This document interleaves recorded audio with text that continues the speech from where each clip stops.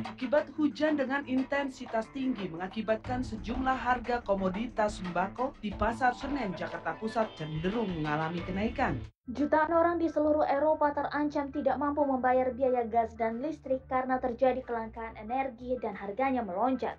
Para ahli organisasi anti kemiskinan dan juru kampanye lingkungan memperingatkan bahwa pandemi COVID-19 dan kenaikan harga energi akan Kok kerasa suram ya? menargetkan jumlah mobil listrik di Indonesia 2 juta unit. Solusinya sih kedengeran keren ya, tapi mahal juga. Aku yang nggak mampu nih kudu gimana ya? Waduh, kayaknya berat nih pikiran. Iya Nel, lumayan berat. Soalnya kalau dipikir-pikir nih, krisis iklim itu ya ujungnya ngerus isi kantong juga gak sih? Nah, biar Kak Acil gak mikir sendiri, kita bahas aja yuk. Jumpa lagi di Sains Sekitar Kita Season 3. Saya Cornelia Wendelina dan kawan saya nih yang lagi galau. Saya Muhammad Syarif yang lagi banyak banget pikiran belakangan ini ya. Nggak cuma cicilan, tapi banyak banget. Waduh, banyak juga ya Kak. Nah, jadi tema kita kali ini berangkat dari sebuah kegelisahan, yaitu perkara krisis iklim yang sepertinya bisa bikin bobol dompet kita nih. Singkatnya, kita mau lihat bagaimana sih beban ekonomi yang ditimbulkan krisis iklim. Nah, ada yang bisa menjelaskan soal ini dengan baik sekali. Retno Suryandari. Dia adalah peneliti di Pusat Studi Lingkungan Hidup Universitas Gadjah Mada. Jadi saat ini terjadi krisis iklim yang kemudian jadi beban bagi perekonomian. Bagaimana bisa kalau krisis iklim ini menjadi beban perekonomian? Langsung aja kita mulai perjalanan ini. Sains Sekitar Kita. Sains punya peran Dan penjelasan tentang hampir setiap hal dalam hidup kita. produksi KBR. Dan The Conversation Indonesia.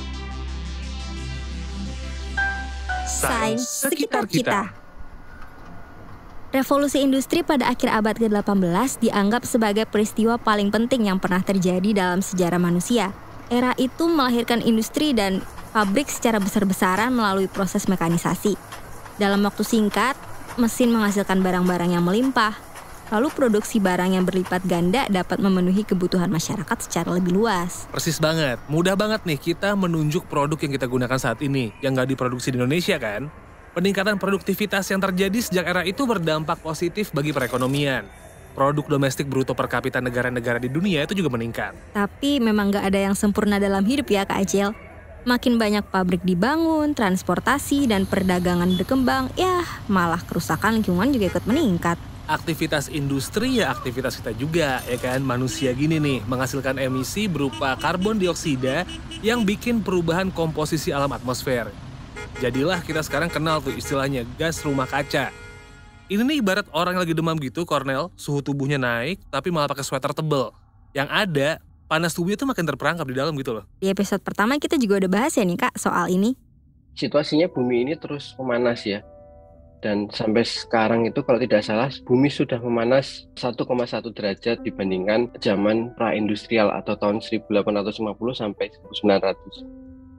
Itu tadi Stanislaus Risadi Apresian, seorang dosen hubungan internasional di Universitas Katolik Parayangan dan mahasiswa doktoral di University of Leeds. Lengkapnya kamu bisa dengar di episode pertama ya. Nah, negara-negara di dunia sekarang tengah berjibaku menahan laju pemanasan global agar nggak nyampe 1,5 derajat Celcius dari era praindustri. Faktanya nih, sekarang posisi kita udah ada di angka 1,1 derajat Celcius. Dan sebenarnya kita udah merasakan dampaknya nggak sih Kak Acil? Perubahan iklim akibat pemanasan global ini melahirkan banyak banget masalah, mulai dari cuaca ekstrim, aneka bencana, sampai hadirnya beragam penyakit. Situasi ini nih, tanpa kita sadari udah dorong kita buat ngeluarin uang lebih banyak dari sebelumnya. Mungkin nih, kamu, gitu ya Cornel ya, atau yang lagi dengerin bisa relate sama ini. Pengeluaran listrik nih pasti nambah terus. Sebab kita selalu butuh pendingin ruangan, atau minimal kipas angin lah. Kita juga tahu nih, sumber energi untuk pembangkit listrik bukanlah energi terbarukan. Karena stok bahan baku energinya terbatas, ya harganya bakal naik terus juga. Dan butuh udara segar dan bersih, kita mulai tuh ngagendain liburan agak jauh ke daerah hijau yang minim polusi kali ya. Jangan lupa juga nih, air mineral kemasan. Soalnya air pipa sama air tanah kan nggak layak dikonsumsi. Ya kita pasrah aja tuh soal harga kan. Dan harga-harga kebutuhan pokok juga mulai pelan-pelan naik. Kalau udah naik, biasanya pas turun tuh nggak balik lagi ke harga awal. Belum lagi biaya kesehatan membengkak. Karena kan sekarang makin gampang sakit ya, dikit-dikit kena batuk, dikit-dikit kena pilek.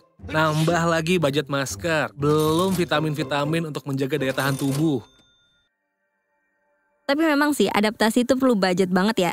Ada harga yang mesti dibayar untuk bisa hidup nyaman di tengah cuaca panas, cuaca yang nggak nentu nih, dan kerap menghadirkan bencana lingkungan dan juga ancaman penyakit.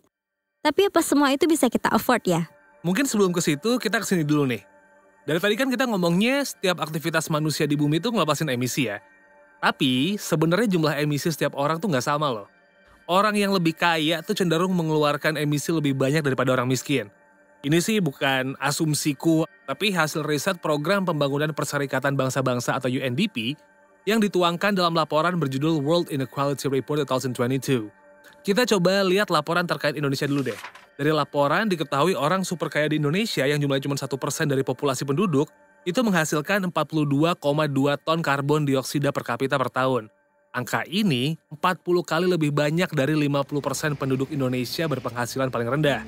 Rata-rata yang miskin tuh melepaskan 1,4 ton CO2 kapita per tahun. Riset ini menjelaskan kali ya kenapa selebritas Indonesia itu memiliki gaya hidup yang tinggi emisi. Misalnya aja tuh, kayak pakai pesawat jet pribadi untuk perjalanan Yogyakarta-Solo yang padahal deket dalam resepsi pernikahan anak presiden beberapa waktu lalu itu. Nah, tapi kalau dilihat secara keseluruhan, emisi karbon yang dihasilkan penduduk Indonesia relatif lebih rendah dengan rata-rata 3 ton CO2 per kapita per tahun.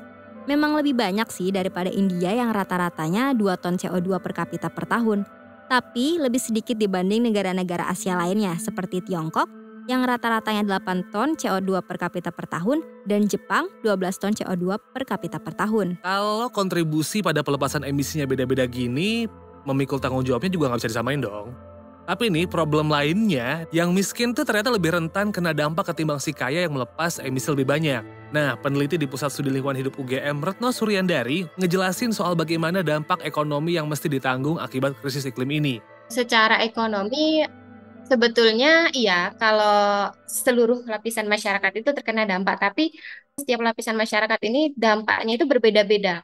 Jadi lapisan masyarakat yang paling rentan terhadap dampak ekonomi krisis iklim ini tentu saja masyarakat miskin ya, yang notabene dalam kehidupan sehari-hari itu masih bergantung pada sumber daya alam, seperti itu. Jadi berbeda dengan mungkin lapisan masyarakat menengah ke atas. Kalau yang menengah ke atas mungkin sudah tidak lagi mata pencahariannya bergantung pada sumber daya alam. Kalaupun masyarakat menengah ke atas itu, kalaupun iya masih bergantung pada sumber daya alam, biasanya ya sudah berupa perusahaan yang kemudian nanti apabila terjadi sesuatu yang dirugikan tetap karyawan-karyawannya yang notabene juga masih masyarakat menengah ke bawah seperti itu. Jadi memang dampaknya mungkin ke seluruhnya, cuman intensitasnya berbeda-beda. Jadi ya Kak Acil, meski semua orang akan terdampak secara ekonomi akibat krisis iklim ini, orang yang miskin malah paling berat ya dampaknya. Ini nih yang disebut sebagai dampak ganda, krisis iklim dan kemiskinan. Nah Cornel, beban ini ternyata nggak cuma ditanggung sama masyarakat aja. Negara juga nanggung beban akibat dampak dari krisis iklim ini. Ini kayak ganda campuran gitu ya. Jadi kalau berdasarkan yang saya ketahui ya, perhitungan Kementerian Keuangan itu kebutuhan pendanaan perubahan iklim itu mencapai sekitar 3.779 triliun. Itu kalau mengikuti peta jalan dokumen kontribusi nasional atau NDC. Yang artinya setiap tahun Indonesia ini membutuhkan sekitar 200 sampai 300 triliun lah untuk mitigasi dan adaptasi krisis iklim ini. Itu juga sesuai dengan apa yang dinyatakan oleh WB, World Bank. Nah, jumlah tersebut itu setara dengan 7-11% anggaran belanja Indonesia di 2022. Tapi nih walau kayak gitu, kita kan nggak bisa pasrah gitu aja ya Kak Acil. Pasti ada sesuatu yang bisa dilakukan untuk membantu mereka yang secara ekonomi itu emang lebih lemah, supaya mampu beradaptasi dengan perubahan ya nggak sih? Tapi sebelum kita ke sana nih, ada persoalan mendasar yang harus diselesaikan duluan. Masih banyak ternyata masyarakat di Indonesia yang nggak percaya sama krisis iklim. Jadi, edukasi dulu nih yang penting, baru langkah selanjutnya. Selain edukasi melalui penyuluhan dan sebagainya, diperlukan juga semacam fasilitas yang berkelanjutan. Saya akan sedikit cerita, nggak apa-apa ya, sedikit cerita terkait. Saya pernah mendampingi beberapa petani di beberapa daerah di Jawa Tengah. Ketika mereka hampir panen, terus kemudian mengalami ada badai, ada hujan, seperti itu gagal panen dan sebagainya. Nah, bagaimana sih seharusnya khususnya pemerintah ya, karena yang memiliki kebijakan yang efektif mengeluarkan kebijakan adalah pemerintah, itu sebaiknya mulai mengenalkan tanaman-tanaman yang ramah atau yang adaptif terhadap kondisi krisis iklim saat ini. Ya juga sih, mungkin kayak sorghum yang nggak butuh banyak air kali ya, atau sagu yang lebih adaptif dengan berbagai kondisi lingkungan mungkin. Bisa aja sih ini dijadikan pengganti nasi sebagai sumber karbohidrat. Cuma ya tadi itu perlu ada kebijakan yang lebih efektif dan mendukung. Tapi misal nih ya Cornel ya, misal kita nih nggak mampu menanggulangi laju pemanasan global, kira-kira bakal kejadian apa ya? Aku tuh orangnya tipikal yang selalu mikirin kejadian-kejadian terburuk gitu. Kalau misalkan kita tidak berhasil menanggulangi laju krisis iklim, ya kita akan semakin, pendapatan negara akan semakin menurun dari dampak-dampak yang sudah disebabkan gagal panen dan sebagainya tadi. Terus kemudian kebutuhan untuk menanggulangi bencana akibat krisis iklim itu juga akan semakin meningkat. Jadi semacam sudah jatuh, tertimpa tangga seperti itu, akan semakin parah lagi. Sebetulnya ya Kak Acil, upaya untuk hidup lebih ramah lingkungan baik oleh individu ataupun lewat kebijakan negara itu udah ada. Kalau di generasi kita misalnya kayak stop plastic bag ya, dan jadi konsumen bijak sadar dampak lingkungan. Nah di tataran negara, pemerintah meluncurkan upaya penurunan emisi dari sektor energi. Salah satunya adalah pensiun dini PLTU batubara. Kita tahu kali ya, sektor kelistrikan jadi penghasil emisi terbesar dari sektor energi. Di sisi lain, pemerintah itu menargetkan pembangkit listrik dari energi terbarukan 51,6% dari total kapasitas pembangkit terpasang 40,6 gigawatt pada 2030. Sekarang mulai ada sih PLTA, lalu tenaga sampah dengan PLTSA, tenaga angin, tenaga matahari, dan masih banyak lagi. Udah kelihatan nih ada usahanya, tapi kayaknya kurang cepet gitu loh gak sih? Yang cepet kayaknya malah di bidang transportasi tuh, kan kita tahu nih sekarang pemerintah lagi agak ramai mendorong, ayo gunakan kendaraan listrik. Tapi apa sih kelebihannya? Jadi memang ada beberapa kelebihan sih memang untuk kendaraan listrik. Kendaraan listrik ini diketahui lebih efisien dan yang kedua mengurangi kebisingan dan mendukung serapan pasokan listrik yang ada khususnya di Jawa dan Bali. Tapi kalau mau ditelusuri lebih jauh ya, sumber energi untuk menghidupkan kendaraan listrik alias mengecas kendaraan itu masih menggunakan bahan bakar fosil, aka batu bara lagi. Kalau kayak gini gimana bisa dibilang bakal berdampak pada penurunan emisi? Kendaraan listrik ketika di jalan itu tidak mengeluarkan emisi yang besar, terus kemudian dari hulu juga sumber listriknya juga tidak menghasilkan emisi seperti itu. Tapi kalau misalkan dia masih menggunakan batu bara, tetap saja ini kendaraan listrik mungkin di jalan cenderung bersih, tidak ada emisi CO2, tidak ada emisi GRK, tapi di kawasan pembangkit listriknya kan dia tetap menghasilkan emisi seperti itu, hanya memindahkan lokasi saja kalau misalkan tidak dioptimalkan. Actually ini kayak cuma transfer aja ya, pemindahan emisi gitu. Jadi emisi yang di kota kurang, sementara di kawasan di mana sumber energi itu diambil malah naik gitu. Jadi kayak ini komedi banget dan kayaknya solusi yang mahal juga gitu. Nggak semuanya mampu. Ya meskipun akhirnya ada wacana pemberian subsidi dari pemerintah sih. Lumayan juga sih sebenarnya besaran subsidi kalau ini benar-benar direalisasikan ya. Kira-kira apa ini strategi yang cukup baik ya dalam konteks upaya penurunan emisi tadi? Kalau misal kita menengok ke wacana pemerintah untuk memberikan subsidi, itu menurut saya masih belum tepat.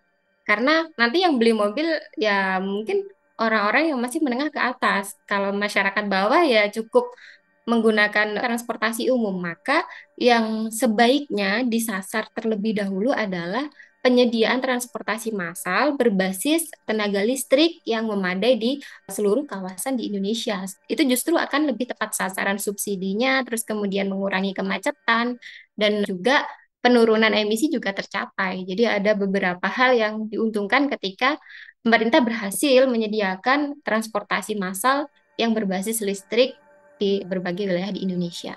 Well, jika harus beli kendaraan listrik itu kita belum mampu, kita masih bisa nih ngelawan laju perubahan iklim ini sebaik-baiknya. Sehormat-hormatnya kok kata Pram gitu ya. Anak muda tuh nggak boleh kehabisan akal gitu. Kayak kita yang mulai pelan-pelan beralih ke produk-produk yang berlabel eco-friendly, ya nggak sih? Sambil tetap berhitung karena mahal juga loh. cukup kita memaksimalkan penggunaan barang-barang yang sudah kita miliki. Itu sebenarnya sudah cukup membantu. Jadi tidak usah konsumtif seperti itu. Ya, kecuali nanti pada masanya ketika apa yang kita punya itu rusak, baru kita boleh beralih ke barang-barang atau dengan gaya hidup yang berwawasan lingkungan. Jangan boros. Menerapkan hidup minimalis. Minimalism kan sekarang udah banyak banget tuh isunya ya. Jadi itu salah satu kunci kita sebagai anak muda. Ya udah cukup. Mungkin memang kalau kita lagi buka online shop dan sebagainya itu salah satu yang menggoda. Itu salah satu juga yang berkontribusi untuk semakin parahnya krisis iklim ini. Memikirkan kembali apa yang akan kita gunakan, apa yang akan kita makan. Karena kalau misalkan makanan kita nggak habis terus kemudian jadi sampah, itu juga akan menyebabkan emisi gas rumah kaca yang terbuang. Kuncinya kita harus jadi konsumen yang bijak kayaknya. Bener, ingat nih ya Kak Acil dan juga teman-teman semua nih. Ada energi yang dikeluarkan untuk memproduksi apapun itu jenis barang yang kita gunakan. Kita ketemu lagi di episode berikutnya Sains Sekitar Kita. Kita bakal bahas hal yang gak kalah seru soal energi terbarukan antara cita-cita dan kenyataan. Info selengkapnya coba cek aja akun Instagram @kbrprime dan juga @kbr.id. Saya Muhammad Syarif Acil. Dan saya Cornelia Wendelina. Terima kasih sudah mendengarkan. Kami mau mendengar saran dan komentar kamu. Yuk sampaikan melalui podcast @kbrprime.id. Bye. Sains Sekitar Kita. Sains punya peran Dan penjelasan tentang hampir setiap hal dalam hidup kita. produksi KBR Dan The Conversation Indonesia. Sains Sekitar Kita.